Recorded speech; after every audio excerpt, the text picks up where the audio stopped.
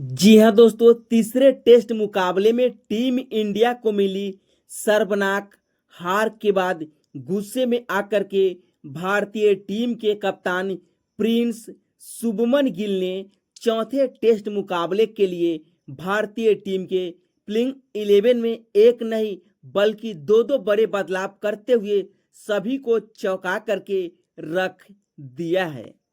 जैसा कि हम और आप जानते हैं कि भारत बनाम इंग्लैंड के बीच 5 मैचों की टेस्ट सीरीज का चौथा टेस्ट मुकाबला खेला जाना है, जहां पर भारतीय टीम के लिए चौथा टेस्ट मुकाबला डू एंड डाई करो या मरो जैसा होने वाला है। अगर शुभमन गिल की कप्तानी वाली टीम इंडिया को इस सीरीज में बने रहना है तो 5 मैचों की टेस्ट सीरीज के पहले टेस्ट मुकाबले को इंग्लैंड की टीम ने 5 विकेट से अपने नाम किया था, तो वही सीरीज के दूसरे टेस्ट मुकाबले को टीम इंडिया ने 336 रनों के बड़े अंतर से जीत करके सीरीज 1-1 की बराबरी पर खड़ी की थी। लेकिन तीसरे टेस्ट मुकाबले को इंग्लैंड की टीम ने 22 रनों से जीत करके सीरीज में 2-1 की बढ़त बना चुकी है।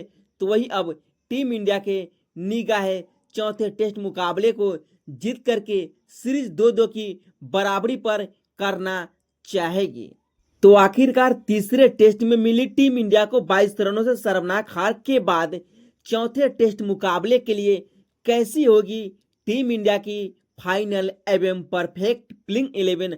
आखिरकार किन खिलाड़ी को मौका मिलेगा, तो किस खिलाड़ी को बाहर का रास्ता दिखाया जाएगा, क्योंकि भारतीय टीम के लिए मुकाबला करो या मरो जैसा होने वाला है सीरीज में बने रहने के लिए। और कप्तान गिल ने भी इरादे साफ कर दिया है कि भारतीय टीम घातक प्लेइंग 11 के साथ उतरती हुई दिखाई देगी। सीरीज का चौथा टेस्ट मुकाबला 23 जुलाई से 27 जुलाई के बीच ओल्ड ट्रैफर्ड मैनचेस्टर में दोपहर के 3:30 बजे से खेला जाएगा।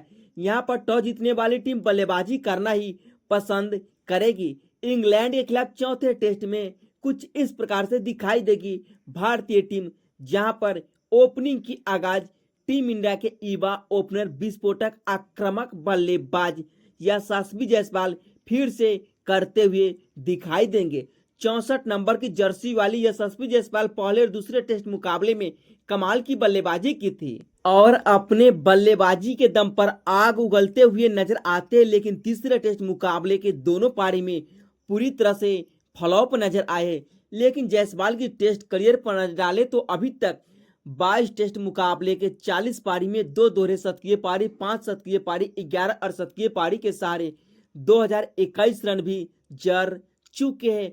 तो वही इनको साथ देने के लिए दूसरे नंबर पर दाएं हाथ के विकेट कीपर बल्लेबाज 1 नंबर की जर्सी वाली केएल राहुल फिर से दिखाई देंगे। इस सीरीज में अब तक टीम इंडिया की ओर से जबरदस्त प्रदर्शन दिखाते हुए नजर आए हैं। एक ओपनर बल्लेबाज के तौर पर अभी तक यह भी इस सीरीज में 2 शतक जड़ चुके हैं।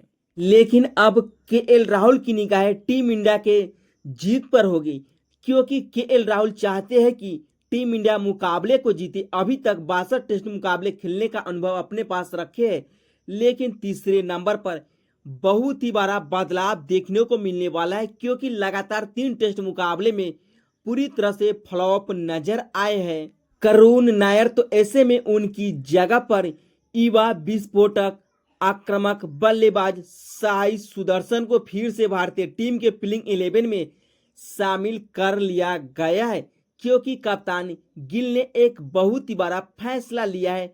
तीसरे नंबर पर साई सुदर्शन को टीम इंडिया के प्लेइंग 11 में दोबारा शामिल करके, वो भी करुण नायर की जगह पर।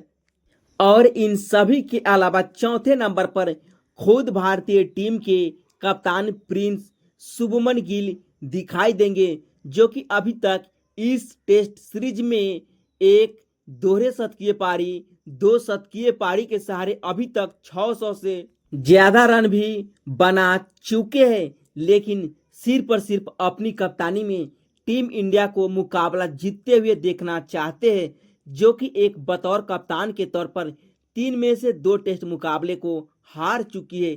लेकिन चौथे टेस्ट मुकाबले में कप्तान को कप्तानी पारी खेलना ही पड़ेगा, तभी टीम इंडिया मुकाबले को जीत करके सीरीज 2-2 की बराबरी पर कर सकती है। लेकिन अब तो ऋषभ पंत भी पूरी तरह से फिट हो चुके हैं और चौथे टेस्ट मुकाबले में विकेट कीपिंग के साथ साथ बल्लेबाजी में भी कमाल की बल्लेबाजी करते हुए दिखाई देंगे। तीसरे टेस्ट मुकाबले में विकेट कीपिंग के दौरान चोटिल हो गए थे तो बल्लेबाजी में भी कुछ खास नहीं कर पाए थे। उनकी जगह ध्रुव जुरेल विकेट कीपिंग करते हुए दिखाई दे रहे थे। लेकिन अब पंत पूरी तरह से फिट हो चुके हैं तो पंत ही प्लेइंग 11 का हिस्सा होंगे।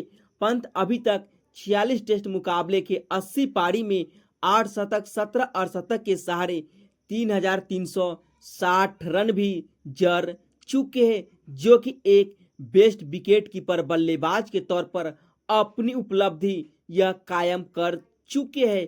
और छठे नंबर पर फिर से दिखाई देंगे नीतीश कुमार रेड्डी, जो कि हार्दिक पांड्या की तरह गेंद से तो जलबाज दिखाते ही है, लेकिन जब जब इन्हें बल्लेबाजी करने का मौका मिलता है तो कमाल की बल्लेबाजी कैसे की जाती है, टीम इंडिया को मुश्किल परिस्थिति से कैसे निकाला जाता है, इस बात को अच्छी तरह से जानते हैं। लेकिन पिछले मुकाबले में इन पर सबकी निगाहें थी, लेकिन अपनी उम्मीदों पर पानी फेरते हुए नजर आए थे। लेकिन इन सभी के बावजूद भी फिर से इन्हें एक और मौका दिया जा रहा है।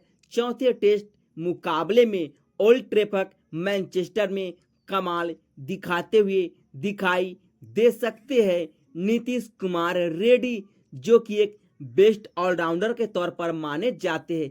लेकिन कप्तान शुभमन गिल ने 7वें नंबर पर वाशिंगटन सुंदर को नहीं बल्कि लॉर्ड्स शार्दुल ठाकुर को भारतीय टीम के प्लेइंग 11 में फिर से एक और मौका दिया है। शार्दुल ठाकुर भी गेंद और बल्ले दोनों से कमाल दिखाते हैं, लेकिन पिछले 2 टेस्ट मुकाबले से प्लेइंग 11 से बाहर चल रहे हैं। लेकिन 8वें नंबर पर फिर से दिखाई देंगे 8 नंबर की जर्सी वाली सर रविंद्र जडेजा, जो कि पिछले 2 से 3 टेस्ट मुकाबले से अपने बल्लेबाजी के दम पर आग उगलते हुए नजर आ रहे हैं, वो भी इंग्लैंड के खिलाफ।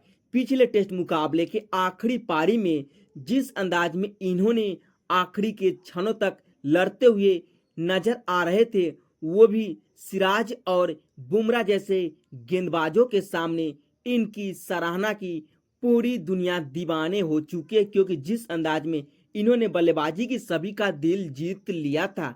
लेकिन हार के बाद फिर से बैक टू बैक खेलते हुए दिखाई देंगे जसप्रीत बुमराह, क्योंकि भारतीय टीम के लिए चौथा टेस्ट मुकाबला डू एंड डाई करो या मरो जैसा होने वाला है। तो ऐसे में बड़े मुकाबले में बड़े मंच पर कैसे परफॉर्मेंस दिखाया जाता है, बुमराह इस बात को अच्छी तरह से जानते हैं।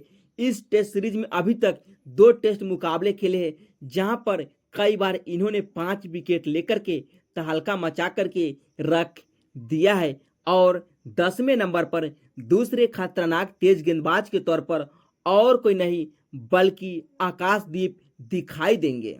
आकाशदीप की बात करें तो यह अपने स्विंग और रफ्तार के लिए जाने जाते हैं। सटीक लाइन लेन पर गेंदबाजी अक्सर करते हुए नजर आते हैं, अक्सर खिलाड़ी को साफ बोल्ड कर देते हैं। और आखिर में 11वें नंबर पर डीएसपी सिराज दिखाई देंगे, जो कि अपने अग्रेशन के लिए जाने जाते हैं। लेकिन पिछले मुकाबले में जिस अंदाज में इन्होंने बल्लेबाजी की, वाकई में 140 करोड़ हिंदुस्तानियों का दिल जीत लिया मियां मैजिक मोहम्मद सिराज।